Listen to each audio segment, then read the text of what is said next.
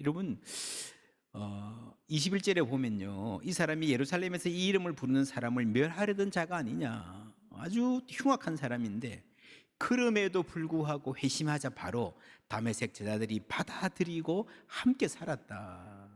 놀라운 이야기입니다. 예수의 제자들에게 사울은 굉장히 위험한 사람이었죠. 7장에서 스데반이 순교하고 나서 8장은 이렇게 말합니다. 경건한 사람들이 스데반을 장사하고 위하여 크게 울더라. 사울이 교회를 잔멸할새 각 집에 들어가 남녀를 끌어다가 옥에 넘기니라. 지금처럼 교회 건물이 있고 간판이 붙어 있고 이런 데 없었잖아요. 교인 명단 이런 것도 없었습니다. 가정집이나 가게, 공장, 창고 이런 갖가지 장소에서 소규모로 모여서 예배 드렸습니다. 이런 상황에서 그 공동체가 모여서 예배하는 곳, 예배하는 사람들의 얼굴이 알려진다는 것은 대단히 위험한 일이죠. 그런데도 다메섹의 제자들은 사울을 받아들였습니다. 함께 지냈습니다. 그래서 이 다메섹의 제자들이야말로 신약의 교회를 가능하게 한 진정한 영웅들이었다 할 수 있습니다. 시작은 이 장면입니다. 17절 말씀 함께 읽습니다. 아나니아가 떠나 그 집에 들어가서 그에게 안수하여 이르되, 형제 사울아, 주 곧 내가 오는 길에서 나타나셨던 예수께서 나를 보내어 너로 다시 보게 하시고 성령으로 충만하게 하신다 하니. 형제 사울아. 아나니아가 누워있는 사울을 찾아가서 한 첫 마디가 형제 사울아입니다. 처음에 하나님께서 아나니아에게 사울 찾아가라 했을 때에 아나니아는 펄쩍 뛰었습니다. 무슨 말씀입니까? 대단히 위험한 사람입니다. 못 갑니다. 그런데도 순종하고 갔습니다. 가서 첫 마디가 형제 사울아. 놀랍지 않습니까? 원수였는데. 저는 생각해 봅니다. 아나니아가 이 말을 준비하고 갔을까요? 아니면 가서 그냥 입에서 나왔을까요? 제 상상으로는 후자에 가까운 것 같아요. 경험상 갈 때는요, 하나님 가라니까 그냥 안 갈 수도 없고 내키지 않는 마음으로 갔을 수도 있어요. 가서 그냥 전도도 대충 하고 하라니까 하고 와야지. 처삼촌 벌초하듯이.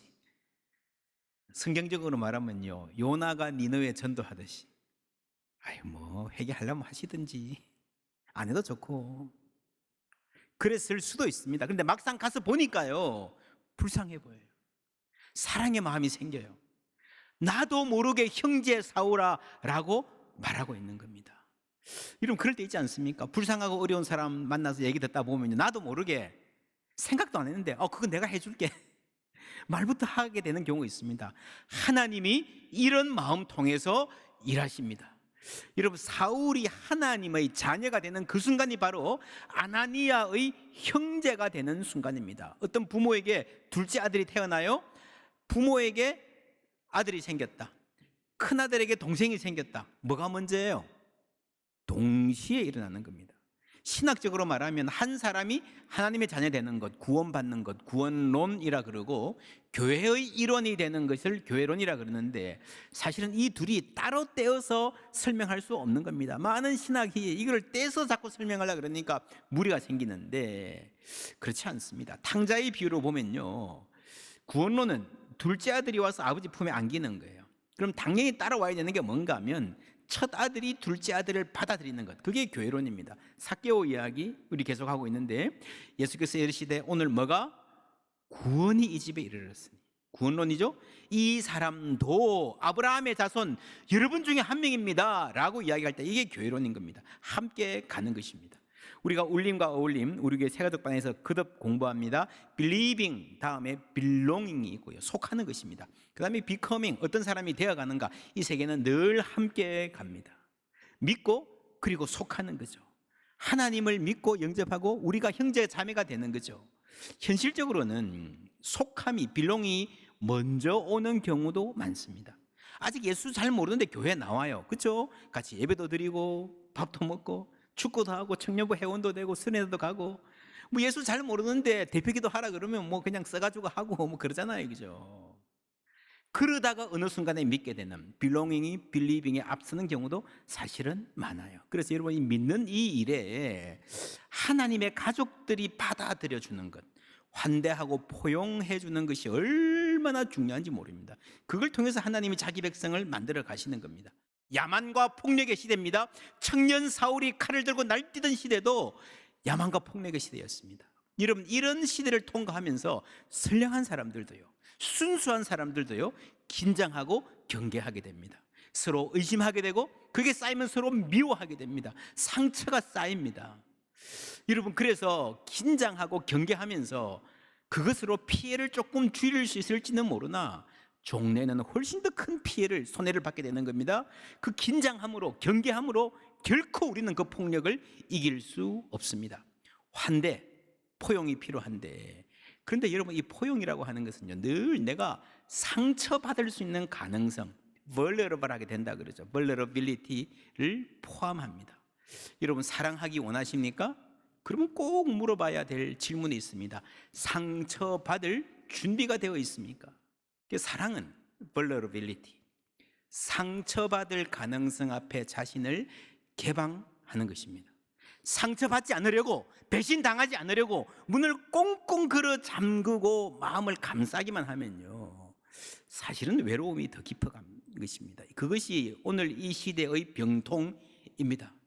예수님도 그러셨잖아요. 가룟 유다를 끌어안으셨는데 가룟 유다가 칼을 들이댔지 않습니까? 배신당했지 않습니까? 그런 생각 안 해보셨습니까? 왜 예수님은 가룟 유다를 좀 뽑아내지 않으셨나? 그런 놈, 너 집에 가라. 다 아셨을 텐데. 여러분, 예수님이 가룟 유다 너 집에 가 그랬으면요, 나머지 11명이 잘 갔을까요? 그 다음에 또 누가 가야 돼요. 그렇지 않습니까? 베드로도 남아있을 자격이 없어요. 그렇게 비겁하게 배신할 사람 어떻게 12 중에 1명 둡니까? 수제자입니까? 말이 안 되죠. 결국엔 다 가야 돼요. 다. 아무도 안 남아요. 아무도 자격 없어요. 예수님께서 상처받을 각오 하시고 품어주셨기 때문에 사도들이 있고 베드로가 있고 오늘 사도행전이 있는 겁니다. 청년 사울까지도 사랑해 주신 거예요. 그 사랑이 있기 때문에 오늘 우리가 있고 오늘 포항제일교회가 있는 줄 믿습니다. 그게 하나님의 은혜예요. 그래서 여러분, 신뢰의 공동체를 만드는 것은 누군가 상처받을 각오를 하지 않으면 불가능합니다. 오늘 119년 동안에 이 교회가 이렇게 성장할 수 있었던 것은요, 누군가 그 상처를 감내하면서 섬겼기 때문입니다. 여러분, 교회 섬겨보세요. 교회 학교 부장을 하든 찬양대 대장을 하든 사랑방 목자들, 여러분 뭐 얼마나 상처 많은지 몰라요. 막 오라 그래도 안 오고요, 뭐 전화해도 씻고요. 교회 학교 선생님들은 안 그렇습니까? 그런데 그거를 각오하면서 섬기고 사랑했기 때문에 교회가 있는 거예요. 여러분, 가정이 있는 겁니다. 이제 사울이 예루살렘으로 갑니다. 사울이 예루살렘으로 가서 제자들을 사귀고 하나 많은 시간이 지난 후입니다. 그런데 그때까지도 다 두려워하여 그가 제자됨을 나는 안 믿어, 그 사람 변했을 리가 없어 라고 하는 거죠. 이런 거 보면요, 바로 그 아주 초기에 몇 년 전에 다메섹의 제자들이 얼마나 놀라운 일을 했던 걸 우리가 알 수 있습니다. 예루살렘은 준비가 안 돼 있었습니다. 그런데 한 사람이 있었어요. 누구예요? 27절에 바나바가 사도들에게 가서 그가 길에서 어떻게 주를 보았는지, 주께서 그에게 말씀하신 일, 그리고 다메섹에서 그 어떻게 예수의 이름으로 담대히 말하였는지를 전하니라. 바나바가 추천하고 보증해 줍니다. 성경에 이 바나바가 착한 사람이라고 하는데 여러분, 그냥 아주 순진하고 착한 사람이 아니에요. 바나바의 특징은요, 사람의 변화를 믿는 사람입니다. 우리가 인생 살면서 사람들을 경험해 보면요, 대충 사람은 두 부류로 나뉩니다. 한쪽은요, 사람은 안 변해. 금은머리 짐승 그둘게 못돼. 그죠? 속담에도 될성 무른 나무는 떡잎부터 알아본다는 이상한 속담이 있잖아요. 그냥 그렇게 사는 거야. 그놈들 절대로 안 변해 라고 생각하는 사람 있고요, 그래도 사람이 변할 수 있는 가능성에 희망을 두는 사람이 있습니다. 나는 어느 쪽입니까? 내가 살아보니 변하지 않아. 사람 안 변해. 그런데 여러분, 하나님이 전능하심을 믿습니까? 그러면요, 하나님이 이 사람을 변화시킬 수도 있겠다 믿어야 되잖아요. 사람의 변화를 믿지 않는 사람은요, 하나님의 능력을 부인하는 것입니다. 내가 청년 사울 믿어, 그게 아니고 하나님이 한 사람을 변화시키셔서 그의 영광을 위해 사용하실 수 있다는 걸 믿을 때에 우리는 다른 사람에 대해서 마음을 열 수 있는 거예요. 하나님은 어떤 사람이든 변화시킬 수 있을 줄 믿습니다. 물론 시간이 걸릴 수 있습니다. 넘어야 할 고개가 많을 수 있습니다. 그러나 여러분, 이 사람은 절대 안 변할 거야, 어떠한 경우에도 단정하지 마시기를 축원합니다. 여러분, 자녀를 향해서도 우리 중에 자녀가 너무 속썩여서 어떻게 할 수가 없다 하는 분들 있을 것입니다. 물론 힘듭니다. 나는 할 수 없어요. 그러나 하나님도 못하실 거라 속단하지 마시기를 축원합니다. 사울도 바뀌었잖아요. 그 이야기 성경에 하는 거예요. 어떻게 바뀌었습니까? 20절에 보면 즉시로 각 회당에서 예수가 하나님의 아들이심을 전파하니, 22절에 사울은 힘을 더 얻어 예수를 그리스도라 뭐라고요? 증언했다. 사도행전 1장 8절 주제 말씀이 뭡니까? 너희는 내 증인이 되라. 지금 복음을 들은 이 사울이 스스로 증인이 되고 있는 거예요. 열심히 전도하는 겁니다. 얼마나 열심히 전도했는지 23절부터 함께 읽습니다. 여러 날이 지남에 유대인들이 사울 죽이기를 공모하더니 그 계교가 사울에게 알려지니라. 그들이 그를 죽이려고 밤낮으로 성문까지 지키거늘 그의 제자들이 밤에 사울을 광주리에 담아 성벽에서 달아내리니라. 아멘. 예, 사울이 즉시로 전도했고요, 강력하게 열정적으로 전도했습니다. 얼마나 강하게 했으면요, 얼마나 별나게 했으면요, 사울을 꼭 집어서 죽이려고 그랬겠습니까? 당시에 다메섹에 다른 예수 제자들도 많았어요. 그 사람들은 놔두고 저놈은 죽여야 된다 할 정도로 한 사회를 완전히 뒤집어 놓은 겁니다. 23절 앞에 여러 날이 지남에 그랬는데, 이거는 그냥 단순히 며칠, 열흘, 보름 이런 말이 아니고 상당히 오랜 시간이 지났다라는 표현입니다. 요게 최장 한 3년 정도 되는 것 같습니다. 바울이 갈라디아서 이런 말을 하죠. 그의 아들을 이방에 전하기 위하여 그를 내 속에 나타내시기를 기뻐하셨을 때에, 요게 다메섹 경험을 이야기하는 거예요. 소명은 분명합니다. 이방에 예수님 전하는 겁니다. 17절에 또 나보다 먼저 사도된 자들을 만나려고 예루살렘으로 가지 아니하고 어디로 갔다고요?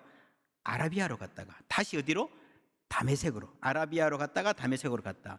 그 후 3년 만에 이제 예루살렘 올라가는 이야기를 합니다. 여러분, 아라비아 이러면요, 우리 현대인들은 아라비아 사막 이야기합니다. 그래서 사막에 왜 갔지?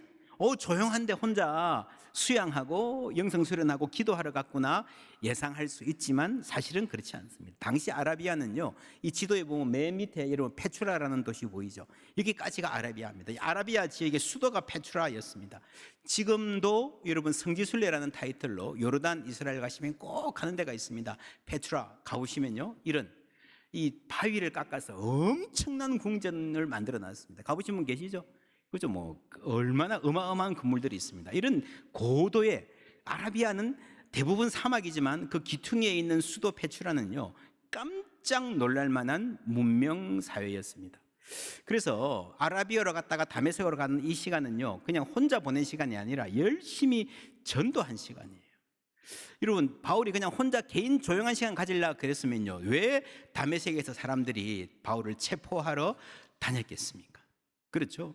그 경로를 보시면 페트라, 아라비아의 수도 페트라에서 다메섹까지 이런 지역을 아래 위로 빨간 원 단위 맨 밑에 페트라가 있고요. 그 중간 지역에 있는 도시 이름들은 데카폴리스입니다. 10개의 도시, 폴리스는 그리스식 도시죠. 이방 지역이라고 요단 서편에 있는 도시고요. 그 데카폴리스 중에서 최고 북단에 있는 도시가 다메섹이에요. 다메섹도 데가볼리입니다. 데카폴리스입니다.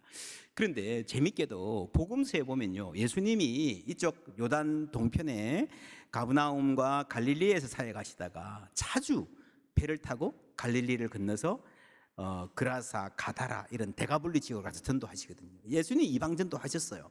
그렇게 보면 바울이 뭐 했는가 하면요, 이 다메섹에서 그러니까 맨 밑에 페트라에서 다메섹까지 오고 가면서 데가볼리 지역을 전도했습니다. 남북으로. 그렇죠?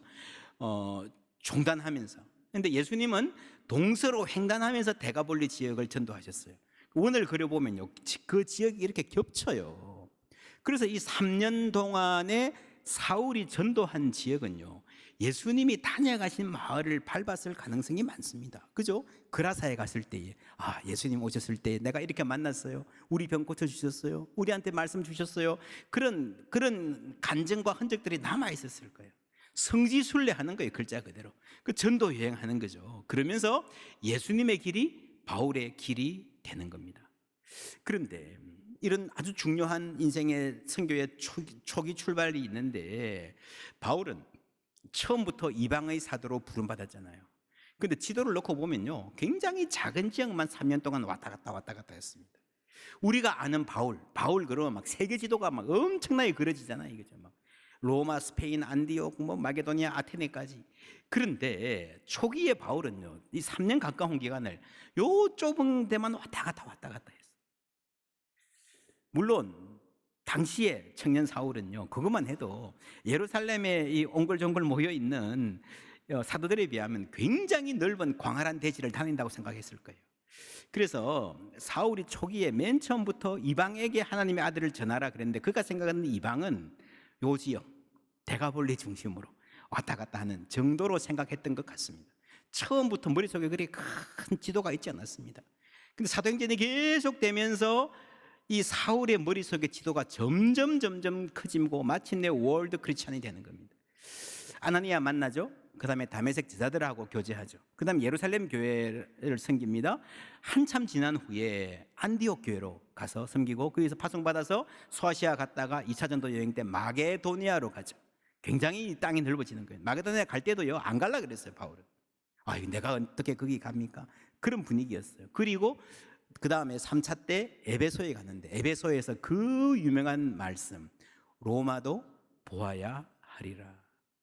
그러니까 처음부터 딱 예수 만났을 때부터 이방을 향해서, 온 세계를 향해서 복음을 전해야 된다 머리로는 알았지만 로마까지 생각할 줄은 꿈에도 몰랐어요, 사울은. 그런데 이게 복음이 진행되면서 사울 머릿속에 있는 지도가 점점 커지는 겁니다. 그게 사도행전의 역사입니다. 더 깊이 복음 안으로, 더 멀리 세상 속으로. 하나님의 사랑을 깊이 알수록요, 우리 속에 머리의 지도는 커지게 되어 있습니다. 아버지의 품에 안길수록, 복음 안으로 들어갈수록 우리는 더 폭넓게 세상을 향해 팔을 벌릴 수 있는 거예요. 여러분, 탕자의 비유에서 동생이 돌아왔을 때에 싸늘했던 첫째 아들 뭘 해야 됩니까? 그래, 내가 동생을 품어야지 억지로 노력하기보다 자기도 아버지의 품에 안기는 거예요. 주의 친절한 팔에 안기세. 찬송 있잖아요. 그 다음 뭡니까? 우리 마음이 평안하리니. 그겁니다, 그거. 여러분, 이 첫째 아들이 동생을 거부하는 것은요, 마음이 평안하지 못해서 그래요. 아버지의 품에 안기고 아버지의 사랑을 알고 그 체온을 느끼고 평안이 있으면요, 샬롬이 있으면요, 바뀌는 거예요. 사람이 넓어지는 거예요. 그래서 하나님의 사랑을 알면 알수록 우리는 세계적인 그리스도인 될 줄 믿습니다. 더 깊이 복음 안으로, 더 멀리 세상 속으로 갈 수 있는 거예요. 제가 최근에 누가 이런 그림, 보드게임 만드는 분이 이런 그림 그린 거 봤습니다. 아주 멋진 상상력이죠. 1번 도로 쭉 타고 끝까지 가면 로마 나온다. 1번 도로가 어디입니까? 경부고속도로잖아요. 사도행전 역사입니다. 사도행전 끝까지 가면 로마예요. 그래서 여러분, 제가 이 지도에 이런 타이틀을 붙여봤습니다. 제 나름대로. 로마도 보아야 하리라. 저는 진짜 이 지도 보면서 언제 한번 차 몰고 로마까지 한번 가봤으면 좋겠어요. 하나님이 언제 허락하실지 모르지만, 그게 어떤 모양일지 모르지만 통일이 될 수도 있고, 아니면 그냥 자유로운 왕래가 가능한 정도의 평화일 수도 있겠지만, 우리가 기도하고 준비할 때 하나님 열어주실 줄 믿습니다. 여러분 가운데에 나도 차 몰고 차 타고 한번 로마까지 가보고 싶다 하는 분 계세요? 손 한번 들어보시겠습니까? 그래도 꽤 계시네요. 일부 때는 굉장히 많았는데. 손 드신 분들은 오래오래 건강하게 사시기를 축복합니다. 오래 사실 거예요. 여러분, 이렇게 가려면요, 북한 문이 열려야 되잖아요. 그렇죠? 우리가 기도해야 됩니다. 저는 이 그림을 보면서 북한을 위해 기도하면서 그런 생각이 들었어요. 우리가 세계 선교 그러면서 막 아프리카도 가고 아마존도 가고 러시아도 가는데 북한 동포들을 품지 못하면요, 하나님이 야, 너희들 동포도 품지 못하면서 무슨 세계 선교한다 그러냐 그러실 것 같아요. 사도행전도 그렇잖아요. 예루살렘과 사마리아. 그렇죠. 유대와 사마리아. 그리고 당시에도요, 내가 안디옥도 가고 아테네도 가고 고린도도 가는데 사마리아는 가기 싫어. 그 사람들은 못 품어라는 사람들이 많았어요. 물론 우리가 북한의 도발 경계해야 됩니다. 북한 정권의 무도함과 포악함, 북한의 심각한 인권 상황, 문제의식을 가지고 지적해야 됩니다. 그러나 우리는 그 너머의 꿈이 있어야 돼요. 고통당하는 북한의 동포들을 위해서 기도해야 될 줄 믿습니다. 예. 온 세계를 품는 것. 우리 한국 문화적 상상력이, 그 경제적 활력이 세계로 뻗어나가기를 기도합니다. 이 일에 하나님이 한국교회 사용하시기를 원합니다. 이 일에 포항제일교회를 사용하시기를 원합니다. 그래서 저는 이 그림을 다시 한번 그려보고 싶어요. 로마도 보아야 하리라. 출발점은 포항 IC로 해서 글이 다 다시 계산하고 우리가 기도하는 캄보디아 프놈펜도 넣고요. 그래서 우리가 복음 선교와 세계 선교를 위해서 머릿속에 지도가 계속 커져가면서 기도했으면 좋겠어요. 복음은 불가능한 화해를, 인간으로는 불가능한 화해를 가능하게 하고 그 사회를 치유하고 그 사회의 구성원들에게, 특별히 젊은이들에게 새로운 꿈을 꾸게 하는 능력인 줄 믿습니다. 우리가 실시간으로 아프리카와 유럽과 대화하는 시대입니다. 한국 사람들이 만든 드라마를 실시간으로요, 유럽 사람들이, 남미 사람들이 보는 그런 시대입니다. 우리 자녀들을 거기에 맞게 키워야 될 줄 믿습니다. 우리도 변해야 돼요. 우리 머릿속에 있는 지도도 제발 좀 넓어져야 됩니다. 사도행전이 바로 그 이야기하고 있는 겁니다. 정리합니다. 사울은 앞장서서 이끌고 가려는 사람에게서 예수님 따라가는 제자로 바뀌었습니다. 두 번째, 성도들의 원수였죠. 그런데 형제 사울아, 형제로 바뀌었습니다. 세 번째, 복음의 핍박자로 살다가 그 복음을 위해서 자기 목숨을 걸고 자기도 핍박을 불사하는 증인으로 바뀌었습니다. 이 사울을 통해서 하나님의 영광을 드러내셨습니다. 같은 은혜 우리에게 있으시기를 주님의 이름으로 축원합니다.